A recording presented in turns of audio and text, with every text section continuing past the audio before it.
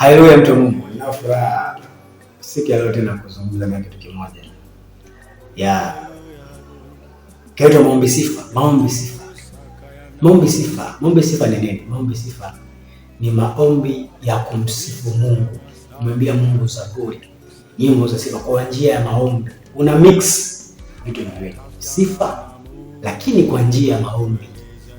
Watu wengi tunaomba sana kwa maombi ya kupeleka shida mbele za Mungu. Lakini haya ni maombi ya kumsifu Mungu. Maombi ya kumsifu Mungu yana siri gani? Kwa nini ujifunze maombi ya kumsifu tu Mungu? Maombi ya kumwambia wewe ni mwema. Umetenda makubwa Mungu. Umenishangaza wewe Mungu kwa namna hii. Hii ajali ya Mungu ilikuwa nife.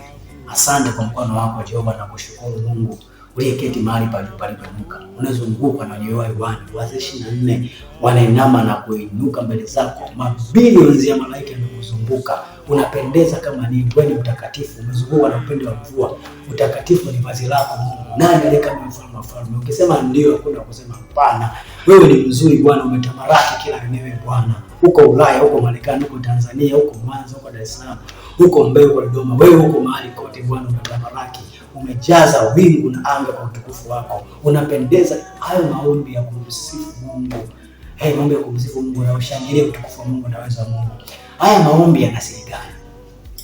Kwa nini uyaombe haya maombi? Na uyatumia wakati gani? Haya maombi unatumia wakati gani? Leo Biblia kitabu cha Matendo ya Mitume 16 mstari 25. Biblia inasema, lakini panapo usiku wa manane, Paulo na Sila walikuwa wakimuomba Mungu na kumwimbia nyimbo za kumsifu, na wafungwa wengine walikuwa wakiwasikiliza. Ghafla pakawa tetemeko kuu la nchi, hata misingi ya gereza ikatikisika, na mara hiyo milango ikafunguka, vifungu vya wote vikalegezwa. Rima ya talama saika. Sikiliza, vifungu vya wote vikalegezwa. Paulo na Sila walipata shida katika huduma ya kuhubiri injili huko, wakapata mashida huko, wakapigwa, wakatupwa gerezani. Lakini usiku wa manane, katikati ya gereza, katikati ya shida, wakaanza kumsifu Mungu kwa kumuomba. Msifu Mungu kwa kumuomba. Wakamsifu Mungu kwa kumuomba. Sio walikuwa wanasifu walikuwa wananena kwa lugha, au walikuwa wanaimba sweet, wanaomba Kiebrania. Nasikia raha nikiwa imagine the way ambavyo walikuwa na upako wa sifa katikati ya shida. Watu wengi wakipata shida wanajiepusha na uso wa Mungu, wanapunguza kiu na Mungu. Lakini hawa wanatufundisha kitu tofauti sana. Walikuwa na shida na wakapata nguvu ya kimungu, na matokeo yake wakamwomba Mungu kwa kumsifu Mungu. Sio kwa kumuomba kwa Mungu tu uko kwenye shida, kwa kumsifu Mungu. Wakati wanaendelea kusifu na kuomba ule usiku wa manane, Biblia inasema kitu cha ajabu sana. Inasema hapa, wakati wanasema, ghafla pakatokea tetemeko kuu la nchi, na misingi ya gereza ikatikisika. Sikiliza, walipokuwa wakimwomba Mungu na kumsifu usiku wa manane, maombi ya kusifu, ikatokea tetemeko kubwa, alafu misingi ikatikisika. Mtu wa Mungu, cha kwanza unaona kwamba maombi sifa ni maombi ambayo huwa yanashusha tetemeko. Ni maombi ambayo misingi huwa inatikisika. Misingi iliyowekwa inatikisika. Haijalishi misingi imewekwa na nani, saa ngapi, na akina nani, wakati gani, misingi huwa inatikisika. Unapoomba maombi sifa ni maombi ambayo hutikisa misingi. Biblia inasema misingi ilipotikisika, malango yakafunguka. Malango yalipofunguka, Biblia inasema vifungo vyao vikalegezwa. Mambo manne yalitokea wakati wanaomba maombi sifa. Jambo la kwanza, tetemeko lilishuka likatikisa nchi. Jambo la pili, misingi ya gereza ikatikiswa. Jambo la tatu, malango yakafunguliwa. La nne, vifungo vyao wote vikalegezwa. Mwalimu anasema kitu gani? Unapokuwa kwenye shida, unapokuwa kwenye gereza ni nini katika ulimwengu wako? Gereza ni mahali ambako gereza ni hali au shida ambayo unaipitia ambayo unahitaji msaada wa mtu kuja kukutoa kwenye shida. Gereza ni hali au shida ambayo unaipitia, aidha umesababishiwa au ulisababisha mwenyewe ukapitia shida. Hiyo shida imekufunga, kwa sababu hiyo unahitaji msaada wa mtu kukutoa kwenye hiyo shida, au wewe mwenyewe au ndio manake msaada wa Mungu kutoa kwenye hiyo shida. Maana ya gereza ni kwamba limefunguliwa gereza ukawekwa. Kwa hiyo ili utoke kwenye gereza lazima aje mtu afungue. Halo, mtu amesikia wengine. Gereza maana yake umewekwa. Kitu ambacho kimefunguliwa ukafungiwa huko. Ukakosa uhuru. Ulipokosa uhuru kunahitajika mtu aje akutoe ili upate ule uhuru. Kwa mfano, watu wako kwenye magereza ya madeni leo hii. Madeni hawana uhuru. Kuna watu hawezi kupita mtaa fulani, hawezi kupita njia fulani kwa sababu wako kwenye gereza la madeni. Ukishajiona kuna mahali hauna uhuru, uko kwenye gereza tayari, uko kwenye kifungo tayari. Ikiwa ni mume wako tu unanayo uhuru, uko kwenye ndoa lakini upo kwenye kifungo. Ikiwa ni kazini hauna uhuru, upo kazini lakini upo kwenye kifungo. Mahali kokote ambako hauna uhuru, upo kifungoni. Na kwa sababu hiyo panahitajika mtu aje akufungue ili uwe na uhuru. Kwa mfano, kama ni madeni, upo kwenye gereza la madeni, inahitajika aje mtu akulipie madeni ili uwe huru. Kama ambavyo sisi Kristo alitulipia deni la dhambi tukawa huru. Na ndio maana hatudaiwi tena dhambi. Hatudaiwi mbuzi wala mwanakondoo wala damu yoyote. Ilishalipwa deni la dhambi. Tukawa huru. Una gereza la magonjwa, lazima utibiwe, mtu akutibie upone huo ugonjwa, uwe huru. Watu wamefungwa na magereza ya magonjwa. Hawezi kula kabisa mahindi, ndio usile mahindi. Hayuko huru na chakula. Usile wali, usinywe maziwa, hayuko huru na chakula. Magereza ni mengi sana kama siwezi kuyasema yote. Lakini wewe unajua umefungwa kwenye gereza gani? Paulo na Sila walifungwa kwenye gereza. Gereza gani? Hakuna kuhubiri injili. Hakuna kutangaza injili. Pakatakikana aje mtu awasaidie kuwatoa kwenye gereza. Bahati mbaya hakuna mtu kuja kuwasaidia kuwatoa kwenye gereza. Kama ambavyo wewe leo upo kwenye gereza, hakuna mtu kuja kukusaidia kukutoa kwenye ile gereza. Naiona kansa ya kizazi, kansa ya matiti. Mnaona hepatitis, HIV, ni gereza limekufunga, una uhuru. Unaishi maisha ya sheria, lazima kazi kwa dawa. Gereza hilo hakuna mtu kuja kukutoa kwenye ile gereza. Nina habari njema leo. Yuko mtu ambaye akina Paulo na Sila usiku wa manane walipoomba na kusifu alishuka. Rimo kona na masaika. Sikiliza. Mungu ni Mungu anayeketi kwenye sifa. Mungu ni Mungu anayeketi kwenye sifa. Ukishamsifu Mungu unaona kweli. Riba ya karama saika. Waketi mbinguni. Mungu aketi mbinguni. Mungu akai. Mungu anaposikia sifa imeshuka. Sifa watu wananena kwa lugha. Ripo kaya tamarama saya. Wamejimimina mbele za Bwana, wanamsifu Mungu kwa vinywa vyao. Wameinuka kwenye viti kanisani, wanalipa ya karama. Wanasifu Bwana, nguvu za Mungu. Mungu aketi. Mungu aketi akai.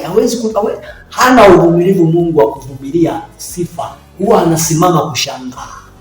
Wanasimama kushangaa. Na Mungu anaposimama kushangaa, anashuka mahali pale ambapo watu wanamsifu Mungu.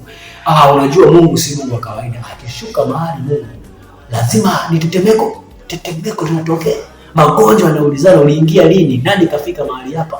Yanatafuta pa kutokea. Alipoimba Mungu, Paulo na Sila, Mungu akashuka kwenye gereza, ripa kataya. Mungu akaingilia kati mifumo ya dunia. Rama yata. Unapopata shida ya mifumo ya kidunia, rika ya ndalama, rabo saika. Tunasikia nguvu za Mungu. Unapopata shida ya kuteswa na mifumo ya kiserikali, mifumo ya kidunia, omba maombi sifa usiku wa manane.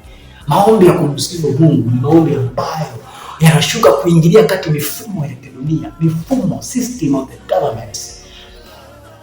Riba ya yanda lama ya waliomba Matendo ya Mitume. Waliomba Matendo ya Mitume sura nadhani ya 12, wakati Petro yupo gerezani, kanisa liliomba maombi. Mungu alituma malaika. Haiwezekani ukaomba maombi sifa Mungu akuache ulivyo. Nisikie makini. Mungu alipoomba kwa kumaanisha tunatoa. Nguvu za Mungu zilishuka, zikashuka zikaifunika gereza, katikisa misingi katikisika, malango yakafunguliwa.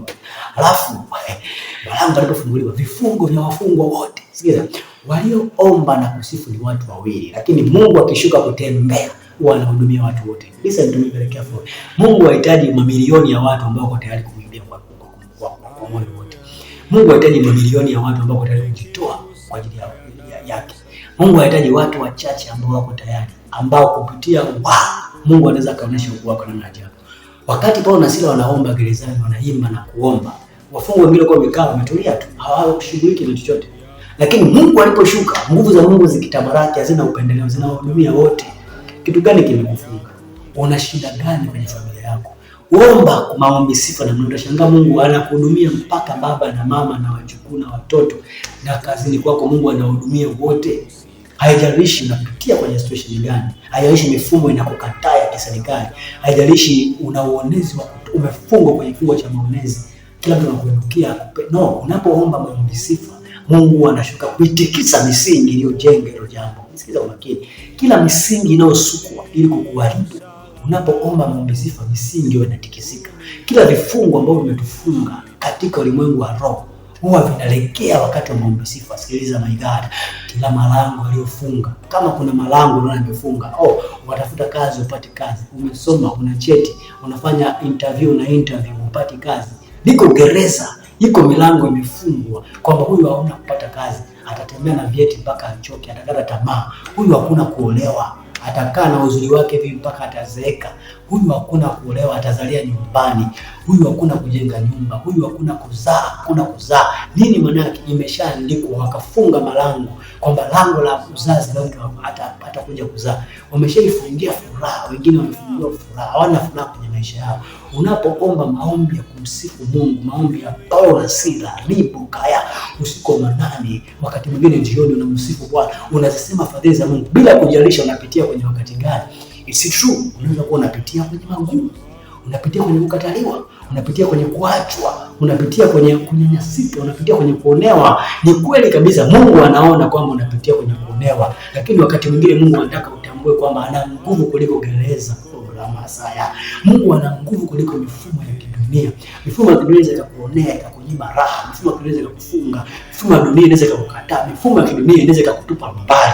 Lakini mkono wa Mungu unaposhuka, waliokutupa mbali watakuleta karibu. Waliokukataa watakukubali. Waliokunyanyasa watakupigia saluti. Everybody ambao alikuwa anaona kabisa wewe hufai, kila mtu anaanza kukutamani kwa karibu nawe. Nini? Misingi imeshatikisika. Malango yamefunguka, vifungo vimeachiliwa. Umefungwa wapi mtu wa Mungu? Tuko kwenye maombi ya mwezi wa kwanza. Maombi ya kutafuta neema ya Mungu mwaka 2026. Umefungwa wapi? Kitu gani kimekufunga? Kitu gani kimekufunga? Una gereza lipi linakutesa miaka mingi? Rima ya hayanda na masa.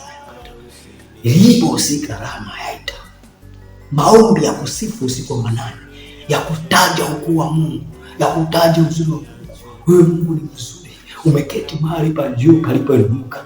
Wewe ufananishwi na chochote Mungu. Rehema zako ni nyingi kuliko dhambi zetu ya Bwana. Unatusamehe kila itwapo leo mchana usiku ya Bwana.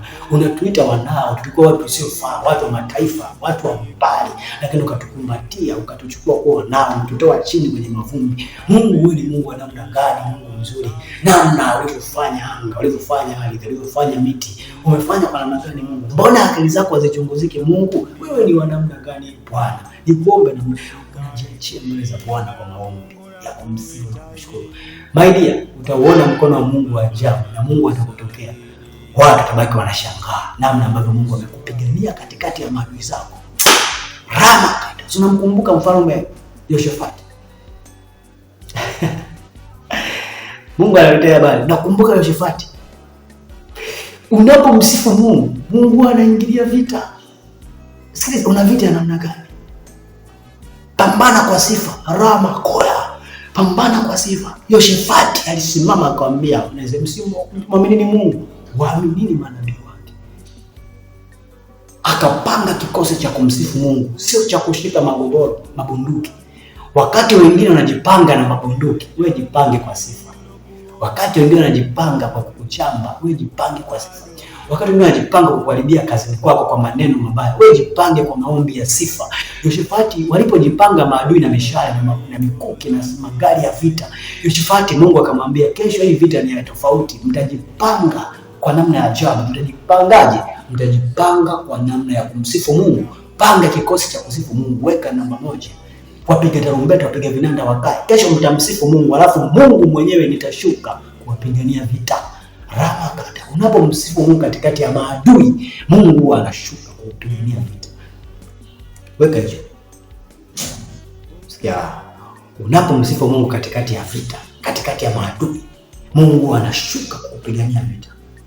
Kumbe maombi ya kupigana wakati umezungukwa na maadui sio maombi ya kukemea maadui, ni maombi ya kusifu Mungu. Kwa nini? Kwa sababu unapomsifu Mungu, Mungu anashuka. Na Mungu akishuka anakaa upande wako. Na Biblia inasema kama Mungu akiwa upande wetu, nani aliye juu yetu?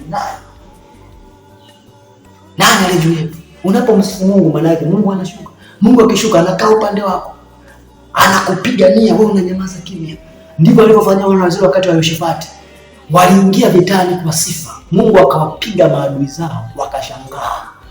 Kwa jina la Yesu na kutamkia wazi kuomba leo maombi ya kusifu na kuabudu wakati wa vita vyako, wakati wa unahitaji ushindi, wakati unaona huwezi kutetewa na wanadamu, wakati unaona mambo yamekuwa mabaya, na kuomba kuanzia leo.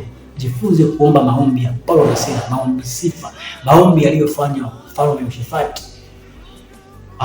Ukisifu Mungu wakati wa vita, Mungu anashuka kukupigania vita.